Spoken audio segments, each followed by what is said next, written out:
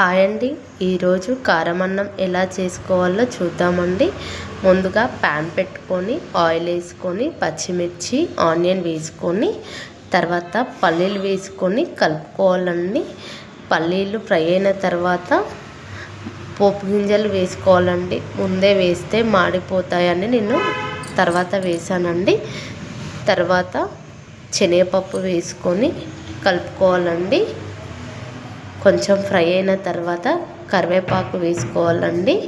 కరివేపాకు కొంచెం మగ్గనివ్వాలండి.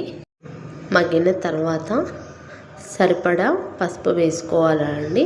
వేసుకున్న తర్వాత అల్లం పేస్ట్ వేసుకొని మొత్తం కలిసేలాగా కలుపుకోవాలండి.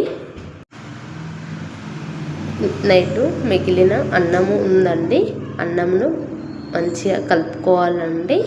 ఉండలు లేకుండా కలుపుకొని సరిపడా కారం వేసుకోవాలండి. సరిపడా సాల్ట్ వేసుకొని మొత్తం కలిసేలాగా కలుపుకోవాలండి. కలిపిన తర్వాత మనము ముందుగా ప్రిపేర్ చేసి పెట్టుకున్న ప్యాన్లో వేసుకోవాలండి.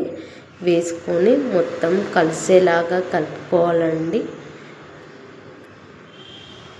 కలిసిన తర్వాత ఒక 4-5 మినిట్స్ వరకు సిమ్లో పెట్టేసి మూత పెట్టుకోవాలండి. పెట్టిన తర్వాత మొత్తము వేడవుతుంది అండి. అన్నము వేడైన తర్వాత కంప్లీట్ అవుతుందండి. ఇలా ఒకసారి ట్రై చేయండి ఫ్రెండ్స్, చాలా టేస్టీగా ఉంటుంది. నిమ్మకాయల లేకుండా కూడా ఇలా పోపన్నం చేసుకోవచ్చండి. చాలా టేస్టీగా ఉంటుందండి. ప్లీజ్ అండి, లైక్ చేయండి, షేర్ చేయండి, సబ్స్క్రైబ్ చేయండి.